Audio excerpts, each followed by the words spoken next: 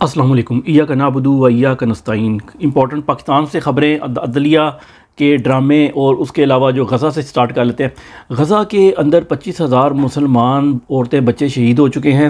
इसके अलावा वहाँ पर समरी एग्जीक्यूशन जिसे कहते हैं लाइन में खड़ा करके किसी भी सिविलियन को मार देना, ये वही काम है जो कि बहुत से मुल्कों के अंदर, थर्ड वर्ल्ड कंट्रीज़ के अंदर, fourth world countries, third world countries में भी ये नहीं होते, तो ये काम किए जा रहे हैं। इसके अलावा इसराइल ने से ये भी खबर आई कल कि वहाँ पर उनके जो वज़ीर-ए-आज़म है उसने कहा, नेतन्याहू ने, कि मैं 2 स्टेट सॉल्यूशन पे यकीन ही नहीं रखता, जबकि जो सऊदी अरब का कहना है कि हम दोस्ती इस वजह से कर रहे हैं कि 2 स्टेट सॉल्यूशन हो जाएगा, उसके बाद हम दोस्ती करेंगे।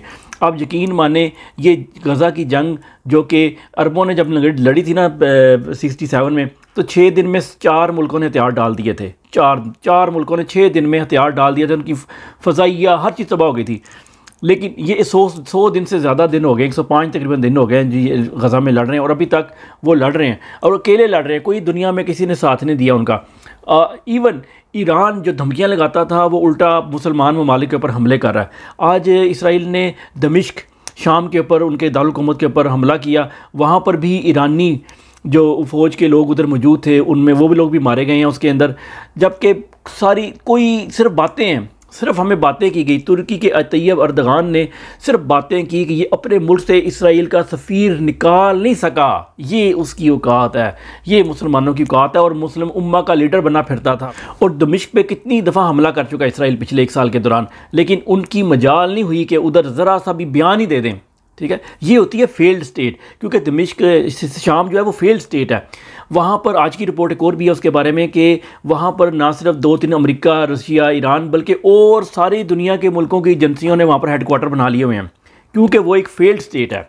और एक और फेल्ड स्टेट भी है दुनिया में, जहाँ पर भी दुनिया के हर मुल्क की एजेंसी, वो इंडिया की हो या कहीं की भी हो, इसराइल की हो, उसने उस मुल्क के अंदर हेडक्वार्टर बनाए हुए हैं। और वहाँ पर नूरा कुश्ती वो फौज, वो सिर्फ अपनी, जो भी मुल्क अपनी अवाम के पीछे पड़ा हुआ है ना, उस मुल्क के अंदर दुश्मन ने ओ अच्छा ये इधर लगा हुआ है, चलो आओ चलें इसके मुल्क पे कब्ज़ा करें, अपनी एजेंसियों की उसके अंदर पेनिट्रेशन करें और फिर अपने मकसद हासिल करें। अगली बात जो है वो पाकिस्तान पे कर लेते हैं। जो मुंशी बशीर जज था एहतसाब अदालत का, ये वो जो है बीमार हो गया था, पिछले दिनों आपको बताया था।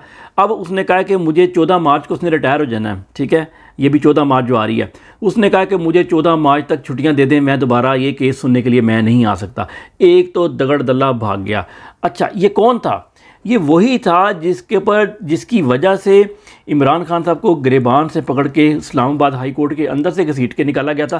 उस दिन इस्लामाबाद हाई कोर्ट के शीशे तोड़े गए थे, हमला किया गया था मुल्की अदलिया के ऊपर।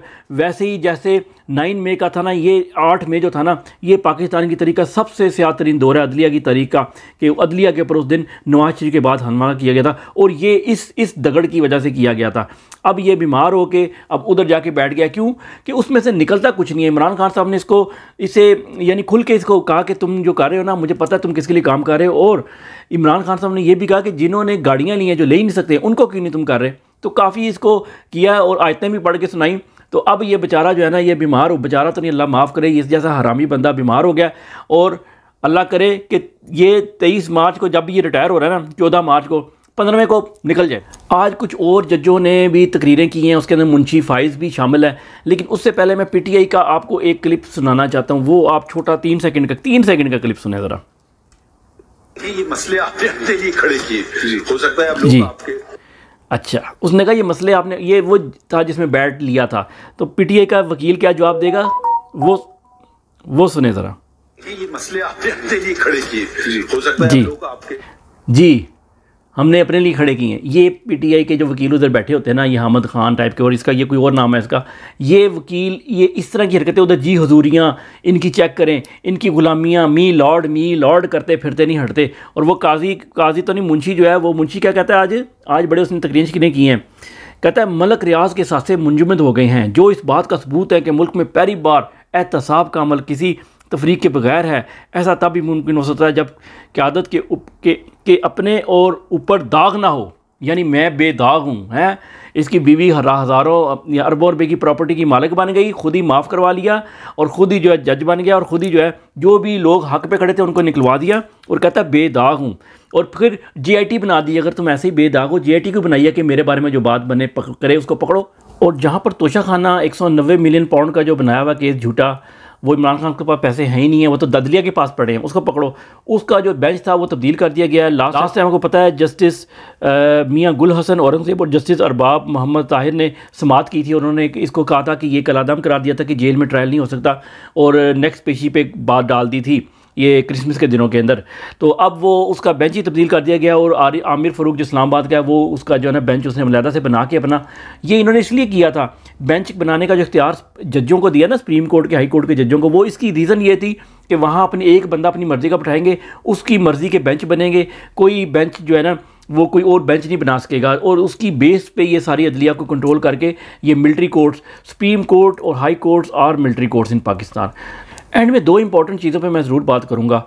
एक तो कुछ लोग जो है ना पोस्टर पीटीआई का इमरान खान की तस्वीर लगा के साथ जो आज़ाद कोई नून लीग लोगों वालों ने भी कुछ लोग आज़ाद खड़े किए हुए हैं, वो लोग अपनी तस्वीर लगा के पीटीआई का शो करा रहे हैं अपने, और कुछ पीटीआई के लोग थे जिनको टिकट नहीं मिला, वो अपनी तस्वीरें लगा के जगह जगह पोस्टर लगवा रहे हैं।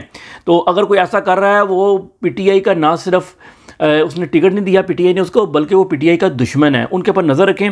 लेकिन यहाँ पर एक इफ्तिखार घुमन साहब जो इमरान खान के सिक्योरिटी समथिंग थे, और बड़ी आजकल कंपेन रन की हुई है कि जी वो बुलेट प्रूफ गाड़ियाँ वो प्रोवाइड करते थे, कैबिन जो बनवाया था वो उन्होंने बनवाया था, और बड़ा उनको इमरान खान साहब ने टिकट दिया, बाद में उनको टिकट नहीं मिला, जब तक नहीं मिलेगा। और लोग जो है ना लंदन की सड़कों पर खड़े होकर ना उसकी वीडियोज़ बनवा रहे हैं।